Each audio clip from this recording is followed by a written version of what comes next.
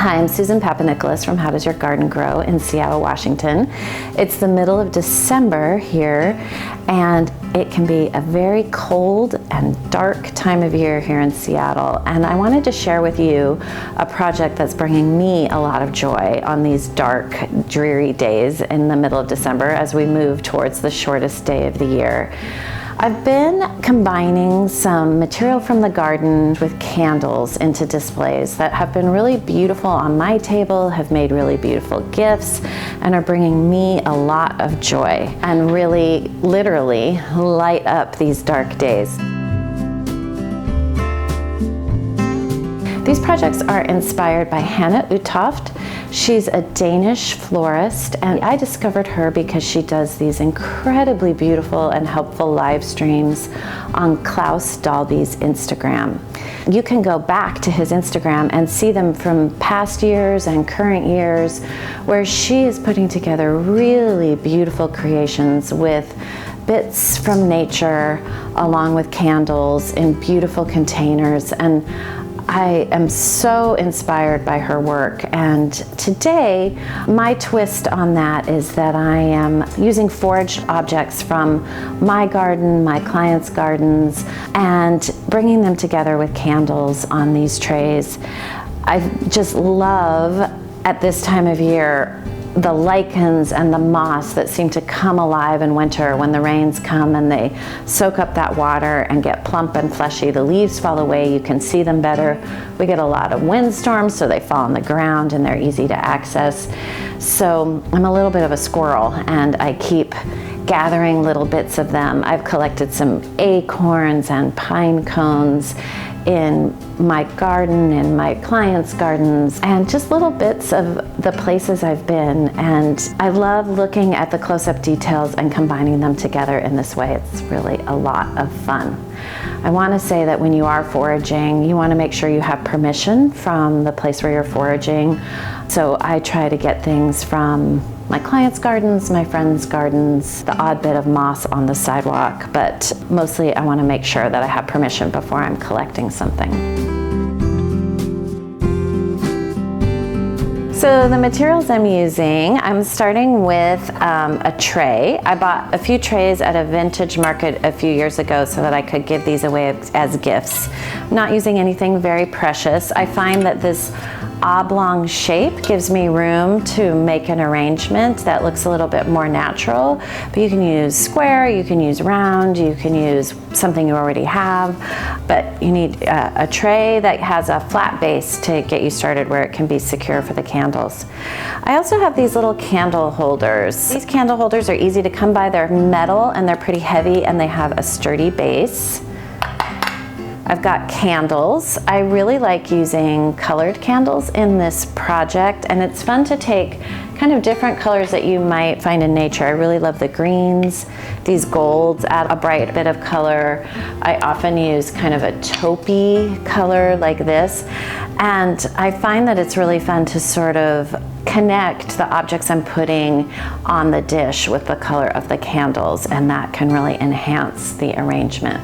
I use museum putty to make my candle holder a little bit more secure. And then I have the objects that I've collected. I've collected some moss from my sidewalk, from my trees. There's really beautiful moss in Seattle, and it's really fun once you start looking to see all the different colors and textures and kinds of moss that are out there. Similarly, I've got a lot of lichens, and again, I've got different textures and colors of lichens. It's really fun when you start looking around at those. I'm lucky because I have a lot of trees in my garden that have lichens on them, so at this time of year, that's kind of falling down to the ground, and I have a lot to choose from. It's very pretty. I also have a bunch of different pine cones, spruce cones, sequoia cones. One of my favorites to work with is this one. This is from Dawn Redwood, or Metasequoia glyptostroboides, and it falls as often a green closed cone, and then as it dries it opens up into a more brown open cone, and those are really fun to play with because you get a lot of different colors from the exact same species. These are some atlas cedar branches that fell on the ground. Lots of different things that I have just been collecting, and I love all the details on these objects, and I love combining them together in this way where we're looking at them really close up so you can appreciate those colors, textures, and all the details.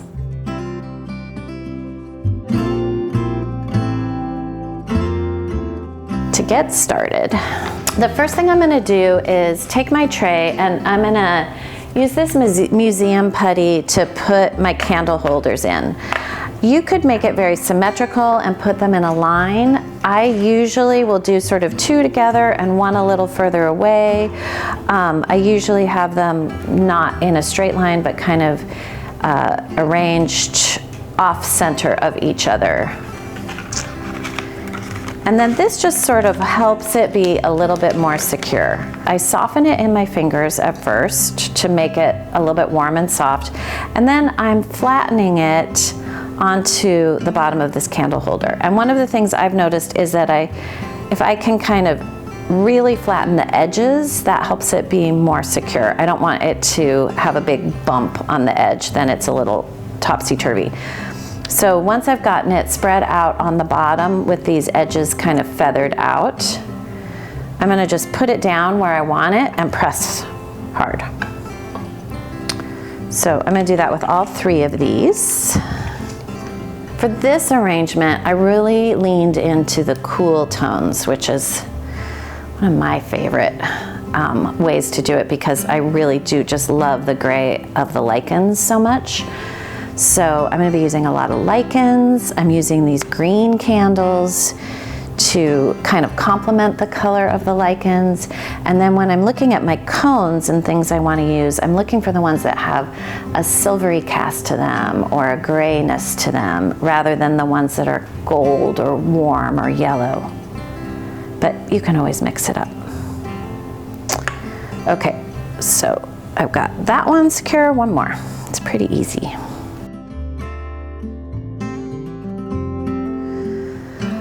Sometimes I put my candles in when I start and sometimes I put them in at the end. This time, it's kind of helpful to put them in at the beginning because then you get a better sense of what you're trying to build. So I'm going to put the candles in.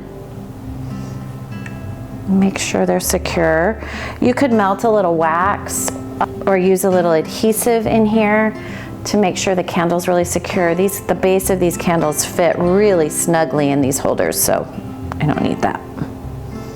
If you do use wax, I usually use a sacrificial candle because if you're melting the wax into the bottom, it blackens the bottom of the candle.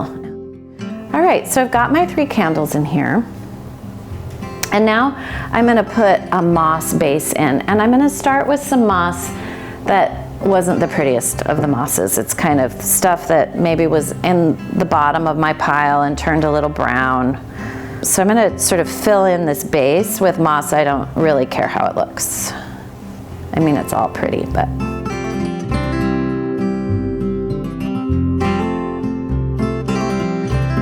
So now I've kind of got my base layer of moss in here. I don't really care what that part looks like, but it's giving me fill in the bottom of the dish so I can start arranging things on top of that I do care what they look like.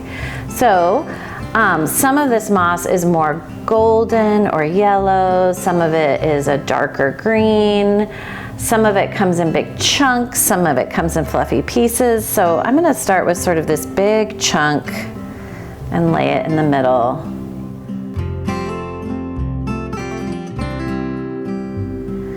Oh, this one's actually a stick, totally covered with moss. How cool is that?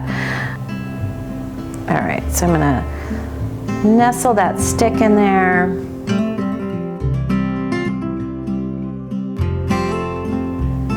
Moss is so forgiving. You can break it apart, you can mold it, you can smush it, it's so easy to work with. It covers anything you want it to cover. I'm going to use this piece right in here, and I think I will use a little bit of that brighter color right there. This is some bark that has completely disintegrated and it has moss and lichen embedded in it. I'll put that right there. Okay, Now I'm going to add my lichens as more of my accent. I find that there's a little bit of a danger of this looking like a kid emptied his pockets or her pockets onto the tray, which is sort of essentially what I've done. I've emptied my pockets of all my little collections onto the tray. And some tricks that I have learned to kind of help it feel cohesive and pretty to me are that I like to cluster things together, and I like to cluster things at accent points, like the base of the candles or the ends. I usually like to sort of taper off the ends. That can be a helpful thing to help it look like an intentional arrangement.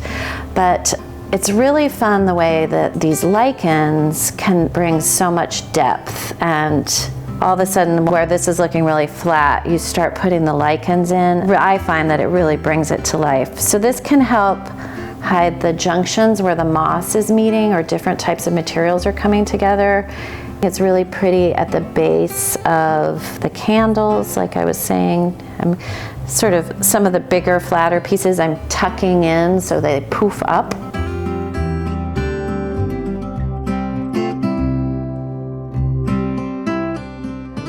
I'm just taking some different kinds of lichens and getting them set up in here to really help it come alive. Okay, so I've got some lichen in there. For this arrangement, I have 2 sequoia cones that I'm going to put down here at the end. And at the other end, I have this little piece of cedar. Actually, I have 2 of them that has just dried so beautifully. I love the way the cones dried. Even this is totally dry. It's been in my house for a month, but it's still really pretty. So I'm going to put this here to sort of float off the edge of the tray. And I'm going to put another, this smaller one that's similar, not directly opposite, but on the other side somewhere. Then I've got some of those Dawn Redwood cones I was talking about, and I've chosen some that still have kind of the greenish grayish cast to them.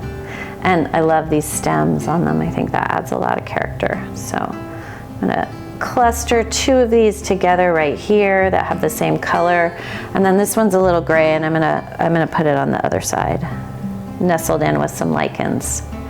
I have some pine cones, and these pine cones are quite dark on one side, but on the other side they're really silvery. And they look even more silvery when they come in here and nestle in with the lichens and the moss. So I'm putting those in where I can emphasize the silver side. I've got another little Dawn Redwood cone that I'm placing in. I love the texture of this Atlas cedar. I'm going to break off a little piece of this and pop that in. Maybe a little bit right there. A little bit in the center. And I think that about does it.